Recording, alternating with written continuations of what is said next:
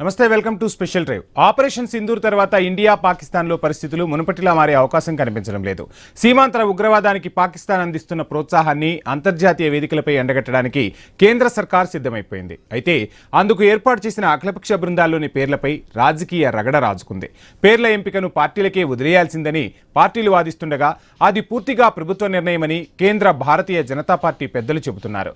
దేశానికి సంబంధించిన దౌత్య వ్యవహారాలతో ముడిపడిన అఖిలపక్ష బృందాలకు సమర్థులైన నేతలను అన్ని పార్టీల నుంచి ప్రభుత్వమే ఎంపిక చేస్తుందని భారతీయ జనతా పార్టీ స్పష్టం చేసింది.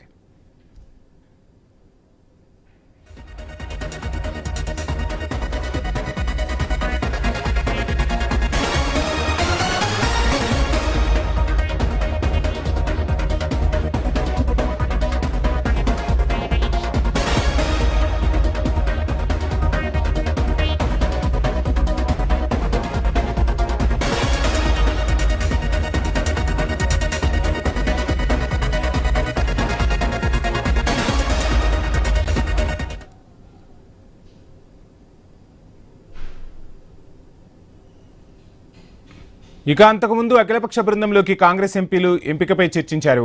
ఆ తర్వాత ఆనంద్ శర్మ, గౌరవ్ గోగాయ్, సయ్యద్ నజీరుద్దీన్, అమరీందర్ సింగ్ రాజా పేర్లతో కాంగ్రెస్ పార్టీ సిఫారసు లేఖను కేంద్ర మంత్రి కిరణ్ రిజిజుకు పంపింది. అయితే విపక్ష ఎంపీల ఎంపిక విషయంలో ఆనంద్ శర్మకు మాత్రమే అఖిలపక్ష బృందంలో చోటు దక్కింది. కాంగ్రెస్ సిఫారసు చేయకున్న ఆ పార్టీ నేతలు శశి థరూర్, మనీష్ తివారీ, అమర్ సింగ్, సల్మాన్ ఖుర్షీద్లను అఖిలపక్ష బృందంలో చేర్చారని కాంగ్రెస్ పార్టీ జాతీయ ప్రధాన కార్యదర్శి జయరాం రమేష్ ఆరోపణలు గుప్పించారు. అధికార భారతీయ జనతా పార్టీ విభజించి పాలించు రాజకీయ సిద్ధాంతాన్ని ఫాలో అవుతోందని మండిపడ్డారు. కాంగ్రెస్ వాదనను కేంద్ర మంత్రి కిరణ్ రిజిజు తీవ్రస్థాయిలో ఖండించారు. కాంగ్రెస్ ఎంపీలకు అఖిలపక్ష బృందాలలో చోటు కల్పించామని, అయినా కొందరు ఎంపీలకు అవకాశం ఇవ్వనందుకు హస్తం పార్టీ చౌకబారు రాజకీయం చేస్తుందని మండిపడ్డారు. విదేశీ పర్యటనకు వెళ్లే అఖిలపక్ష బృందాలు భారతదేశానికి ప్రాతినిధ్యం వహిస్తాయని, వాటిలో సమర్థులకే తాము చోటు ఇవ్వగలమని చెప్పారు. విదేశాంగ వ్యవహారాల్లో కేంద్ర ప్రభుత్వానికి తమ మద్దతు ఉంటుందని పశ్చిమ బెంగాల్ సీఎం మమతా బెనర్జీ తెలిపారు. అయితే అఖిలపక్ష బృందాలకు ఎంపీల ఎంపిక అంశాన్ని ఆయా పార్టీలకు వదిలేయాలని ఆమె సూచించారు. ఇప్పటివరకైతే ఈ అంశంపై కేంద్ర సర్కార్ తమను సంప్రదించలేదని మమత తెలిపారు. కేంద్రం సంప్రదించగానే పార్టీ ఎంపీలను తప్పకుండా విదేశీ పర్యటనకు పంపుతామని స్పష్టం చేశారు దీదీ.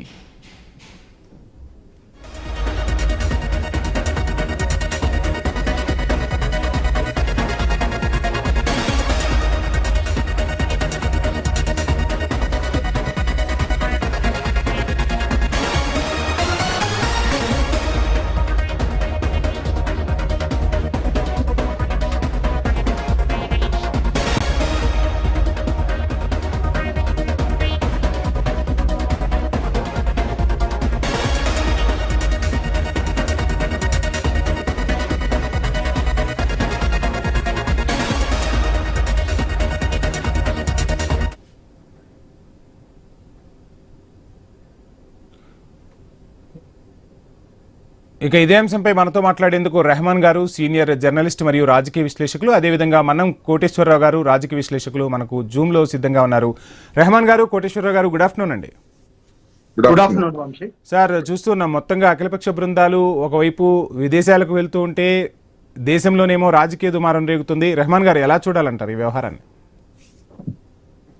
వంశీ గారు, మీకు అట్లాగే ప్యానెల్లో ఉన్నటువంటి పెద్దలకు, అలాగే ఐనిస్ ప్రేక్షకులకు అందరికీ గుడ్ ఆఫ్టర్నూన్. నిజానికి దేశం ఒక తాటిపైకి వచ్చి దేశ వాదన, ఈ దేశానికి అంటే జాతీయ సమైక్యతకు, సమగ్రతకు, దేశ భద్రతకు, అలాగే మన గొంతుక అంతర్జాతీయ వేదికల పైన బలంగా వినిపించేందుకు ఒక తాటిపైకి వచ్చి మాట్లాడాల్సినటువంటి సమయం ఇది. నిజానికి 1994లో జెనీవాలో యునైటెడ్ నేషన్స్ ఆధ్వర్యంలో కాశ్మీర్లో మానవ హక్కుల ఉల్లంఘన జరుగుతుంది అని తీర్మానాన్ని అంతర్జాతీయ వేదిక పైన భారత్కు వ్యతిరేకంగా పాకిస్తాన్ ప్రవేశపెట్టినప్పుడు భారత్ ప్రతినిధులుగా అప్పటి పివి నరసింహారావు ప్రభుత్వము ప్రతిపక్ష నాయకుడు వాజ్పేయితో పాటు మన ఫరూక్ అబ్దుల్లా, హమీద్ అన్సారీ, ఖురేషి ఇట్లాంటి వాళ్లను బలంగా ఎదుర్కోవడానికి, అలాగే ఒక దశలో బేనజర్ భుట్టోను ఎదుర్కోవడానికి మన్మోహన్ సింగ్ కూడా వెళ్ళారు.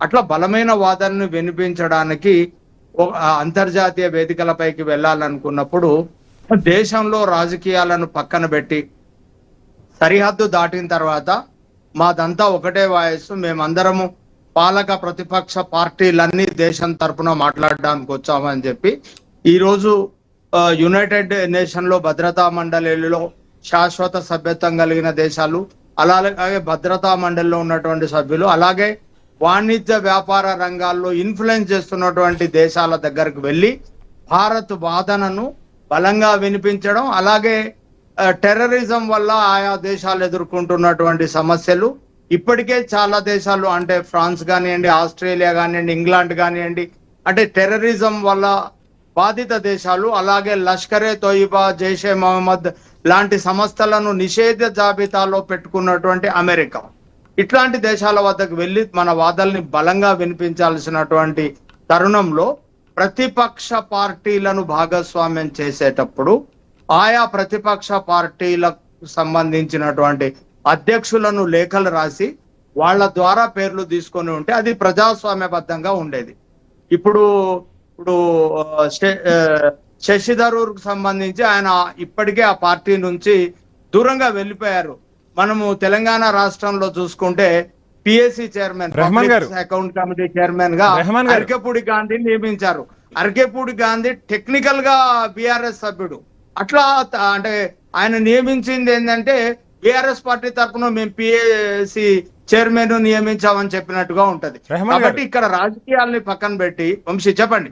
ఇక్కడ బీజేపీ వాదన మరోలా ఉంది. అంటే కాంగ్రెస్ ప్రభుత్వంలో అయినా, బీజేపీ ప్రభుత్వంలో అయినా, సంకీర్ణ ప్రభుత్వాల్లో అయినా ఏదోనే మేము ఈ నిర్ణయం తీసుకున్నామని బీజేపీ చెప్తోంది. బీజేపీ నిజానికి ఆధిపత్య ధోరణి ప్రదర్శించినట్టుగానే మనకు అనిపిస్తా ఉంది. ఇది ప్రజాస్వామ్యంలో హితం కాదు. ప్రజాస్వామ్యబద్ధంగా తాను వ్యవహరించాలనుకున్నప్పుడు ఈ సభ్యుల్ని మేము తీసుకుంటామని చెప్పి ఆ పార్టీ అధ్యక్షుల అనుమతి, లేకపోతే అఖిల పక్షాన్ని ఏర్పాటు చేయడం, లేకపోతే వాళ్లకు ఆ పార్టీలకు సూచించడం లాంటివి చేయాల్సింది. ఇప్పుడు వీళ్ళు దేశం తరపున రాకుండా ఉంటే వాళ్ళు ఏమైనా పార్టీలు ఏమైనా బహిష్కరిస్తే ఆ పార్టీలు ఈ రోజు బదనాం అయ్యే అవకాశాలు కూడా ఉంటాయి. అంటే దేశ భద్రతకు అంతర్జాతీయ వేదికల పైన మాట్లాడేటప్పుడు డెఫినెట్ గా ఎంపిక చేసుకున్నటువంటి సభ్యుల విషయంలో ఆ నేతృత్వం వహిస్తున్నటువంటి ప్రభుత్వానికి, పార్టీలకు ఖచ్చితమైనటువంటి బాధ్యత ఉంటుంది. సమర్థవంతమైనటువంటి వ్యక్తుల్ని పంపాలా. డెఫినెట్ గా ఇందులో రాజకీయాలు లేకుండా, భిన్నాభిప్రాయాలు లేకుండా ఏకాభిప్రాయంతో చేయడం అనేది మంచిది. తర్వాత అంటే ఇప్పుడు శశి థరూర్ని తీసుకోవడం వెనక డెఫినెట్ గా రాజకీయ దుమారం లేగింది. ఆయన ఇప్పటికే ఆ పార్టీ లైన్ ను, కాంగ్రెస్ పార్టీ లైన్ ను వ్యతిరేకిస్తున్నటువంటి వ్యక్తి ఆ కాంగ్రెస్ పార్టీ తరఫున ఎంపీలలో ఆయన సభ్యుడిగా ఉన్నాడు. కాబట్టి డెఫినెట్ గా రాజకీయాలకు అతీతంగా, విమర్శలకు తావు లేకుండా ఇట్లాంటి ప్రతినిధి బృందాలను పంపడం అనేది మంచిది. డెఫినెట్ గా అంతర్జాతీయ వేదికల పైన మన వాదనను బలంగా వినిపించి పాకిస్తాను ఏకాకి చేయాల్సినటువంటి అవసరం ఉంది. ఇంతకుముందు మనకు జనీవాలో మనం వినిపించినప్పుడు ఆర్థిక పరంగా, మనకు రాజకీయ పరంగా మనల్ని ఏకాకులు చేయాలని సమర్థవంతంగా తిప్పికొట్టేటువంటి ప్రతినిధి బృందాన్ని మనం అంతర్జాతీయ వేదికలపైకి పంపించి మాట్లాడించినట్టుగానే ఇప్పుడు కూడా అట్లాంటి బృందాలు వెళ్లాల్సిన అవసరం ఉంది. అవి రాజకీయాలకు అతీతంగా ఉంటే బాగుంటది. రైట్. కోటేశ్వరరావు గారు, చూస్తున్నాం మొత్తంగా అఖిలపక్ష నేతలను ఎంపిక చేయడం అనేది రాజకీయ దుమారం రేపుతోంది. ఒక విషయం మొత్తం కూడా కాంగ్రెస్ బీజేపీ మధ్య పొలిటికల్ వార్గా మారిపోయింది. ఎలా చూడాలి ఈ పొలిటికల్ వార్ని? ఇప్పుడు ఈ పొలిటికల్ వార్ సద్దుమణిగి ఖచ్చితంగా ఎంపీల బృందం అక్కడికి వెళ్ళాలి, భారత్ వాయిస్ని బలంగా వినిపించాల్సిన అవసరం ఉన్న టైంలో ఈ అంతర్గతంగా పొలిటికల్ వార్ ఎలా పనిచేస్తుంది? ఈ చిచ్చు ఎక్కడి వరకు వెళ్ళొచ్చు అంటారు? దేశం అంతా ఐక్యంగా ఉంది, ఒకే మాట మీద నిలబడ్డాం. ఉగ్రవాదానికి వ్యతిరేకంగా ఒకే బాట, ఒకే మాట అనేటువంటి అంశాన్ని ప్రతిపక్షాలన్నీ కూడా అఖిలపక్ష సమావేశాల సందర్భంగా స్పష్టం చేశాయి. నరేంద్ర మోడీ గారు ఆ సమావేశాలకి రాలేదు. మరి అది ఆయన స్థాయికి తగదా, లేకపోతే ఇప్పుడు ప్రభుత్వ పెద్దలు చెప్తున్నట్టుగా ఆయన సమర్థుడు కాదా అనేటువంటి ప్రశ్న. సరే, అది వేరే. ఇక్కడ ఏ పార్టీ తరఫున ఎవరు ప్రాతినిధ్యం వహించాలి అనేటువంటి దాని మీద డెఫినెట్ గా ఆ పార్టీల నాయకులకే వదిలేయాలి. ఎందుకంటే పార్టీ నాయకులు ఉన్నారు. ఖర్గే ఆల్ ఇండియా అధ్యక్షుడు ఆయన. కాకపోయేట్లయితే లోక్సభలో లేదా రాజ్యసభలో ఆ కాంగ్రెస్ పార్టీకి చెందినటువంటి నాయకుల్ని వాళ్ళు సంప్రదించాలి ప్రభుత్వం. సంప్రదించి ఇదిగో మీ తరఫున ఎవరు ఇస్తారు అనేటువంటిది వాళ్ళని అడగటం అనేటువంటిది ఒక డెమోక్రటిక్ ప్రాసెస్. అలా కాకుండా దానికి భిన్నమైనటువంటి పద్ధతుల్లో వ్యవహరించింది, ఈ వివాదానికి తెరతీసింది కేంద్ర ప్రభుత్వము అనేటువంటిది ఈ సందర్భంగా చెప్పాలి. అటువంటి కేంద్ర ప్రభుత్వ చర్యను ఒక రాజకీయ పార్టీగా, అధికార పార్టీ కావచ్చు, కానీ బీజేపీ సమర్థించడానికి లేదా బీజేపీ వాదనని కొంతమంది భుజాన వేసుకోవడానికి బీజేపీకి ఏం రైట్ ఉన్నది? బీజేపీ కూడా ఒక పార్టీ, అందులో అఖిలపక్ష బృందాల్లో బీజేపీ కూడా ఒక పార్టీ, పెద్ద పార్టీ, అది వేరే అంశం. అందువలన ఏ పార్టీ తరఫున ఎవరికి పంపించాలి అనేటువంటిది ఆయా పార్టీలకు వదిలేయాలి. అది డెమోక్రటిక్ ప్రాసెస్. ఇక కేంద్ర ప్రభుత్వం మంత్రి రిజిజు ఏం చెప్తున్నాడు? సమర్థులైనటువంటి వాళ్ళని ఎంపిక చేశామని చెప్పి ఆయన చెప్తున్నాడు. ఏ పార్టీలో ఎవరు సమర్థులో ఎవరు అసమర్థులో నిర్ణయించడానికి కేంద్ర ప్రభుత్వం ఎవరు? కేంద్ర ప్రభుత్వానికి ఏం రైట్ ఉంది? ఆ రైట్ ఉంది. ఫలానా వాళ్ళు సమర్థులు కాదు, ఫలానా వాళ్ళు సమర్థులు అని చెప్పేసి చెప్పడానికి వాళ్ళకి ఏం రైట్ ఉంది? ఏ ప్రాతిపదికన చెప్తున్నారు వాళ్ళు అన్నమాట. అందుకని ఇదొక చౌకబారు రాజకీయం తప్ప ఇతర పార్టీల్లో సమర్థుల్ని మేము ఎంపిక చేశాము అని అంటే రేపు ఇదే దీని కంటిన్యూషన్ ఏమవుతుందంటే ఫలానా వాళ్ళు మీరు సమర్థులైనటువంటి నాయకుల్ని పార్లమెంటరీ పక్ష నాయకులుగా, ఉపనాయకులుగా లేదా విప్పులుగా పెట్టండి అని చెప్పేసి పార్టీలకు చెప్తారా వీళ్ళు? మినిమం డెమోక్రసీ ఉండాలి కదా. అటువంటిది లేకుండా చౌకబారు. ఇప్పుడు శశి థరూర్ అనేటువంటి వ్యక్తి కాంగ్రెస్ లో వివాదాస్పదమైనటువంటి వ్యక్తి. రేపు బహుశా ఆయన్ని అద్దెకు తీసుకోనో లేకపోతే ఇంకోటో రేపు తిరువనంతపురం వచ్చే ఎన్నికల్లో మరి బీజేపీ వాళ్ళు ఏమన్నా పెట్టదలుచుకున్నారో, లేకపోతే వచ్చే ఏడాది జరిగేటువంటి అసెంబ్లీ ఎన్నికల్లో గతంలో ఆయన మెట్రోమ్యాన్ శ్రీధర్ ని తీసుకొచ్చి మా ముఖ్యమంత్రి అని చెప్పినట్టుగా ఇప్పుడు రాబోయేటువంటి వచ్చే ఏడాది జరగాల్సినటువంటి ఎన్నికల్లో శశి థరూర్ ని మరి బీజేపీ తమ ముఖ్యమంత్రిగా ప్రకటించడానికి చేసినటువంటి వ్యవహారంలాగా కనిపిస్తా ఉంది తప్ప ఒక డెమోక్రటిక్ ప్రాసెస్ ఇది కరెక్ట్ కాదనేది ఈ సందర్భంగా చెప్పదలుచుకున్నారు. రెండోది, సమర్థులు అసమర్థులు అనే దానికి వచ్చేసరికి ఇక్కడ ఈ ప్రతినిధి బృందాలు లేదా దీనిలో ఉన్నటువంటి సభ్యులు గాని లేదా నాయకులు గాని కొన్ని పరిధులకు లోబడి మాత్రమే అక్కడ వ్యవహరిస్తారు. వీళ్ళేమి వ్యక్తిత్వ పోటీలకి వెళ్ళేటువంటి వాళ్ళు కాదు కదా. ఇతర దేశాల వాళ్ళతోటి ఉపన్యాస పోటీలు ఏమన్నా పాల్గొంటారా వీళ్ళు? ఇక్కడ కోటేశ్వర గారు ఇంకొక విషయాన్ని కూడా మనం మాట్లాడుకోవాలి. ఏవైతే ఉన్నాయో అంటే ప్రపంచ దేశాలకు ఏ అంశాలు అయితే వివరించాలో ఆ అంశాలను కూడా ఒక 5 అంశాలుగా అన్ని బృందాలకు కూడా వివరించే ప్రయత్నం చేసినట్టుగా కూడా తెలుస్తుంది. ఇక అప్పుడు ఆ పార్టీలకే వదిలేస్తే ఎవరు వెళ్ళినా కానీ ఆ 5 అంశాలని అక్కడ వివరించే ప్రయత్నం కూడా చేసేవాళ్ళు. ఇక్కడ మీరు చెప్పినట్టుగా ఓన్ వాయిస్ చెప్పడానికైతే లేదు కదా. ఎలా చూడాలి? అంతే కదా. ఇప్పుడు ఎందుకు అంటే విదేశాలకు వెళ్ళినప్పుడు మనం పాకిస్తాన్ ప్రేరేపితమైనటువంటి ఉగ్రవాదులు లేదా ఉగ్రవాదం దానికి సంబంధించినటువంటి అంశాలన్నీ కూడా మన కేంద్ర ప్రభుత్వం ఇచ్చేటువంటి ఇన్పుట్ ని ఇతర దేశాలకి చెందినటువంటి ఏ సభల్లో మాట్లాడతారా లేకపోతే పార్లమెంటు అక్కడ ఉన్నటువంటి చట్ట సభల్లో మాట్లాడతారా, ఎట్లా మాట్లాడతారా అనేటువంటి అది వేరే అంశం.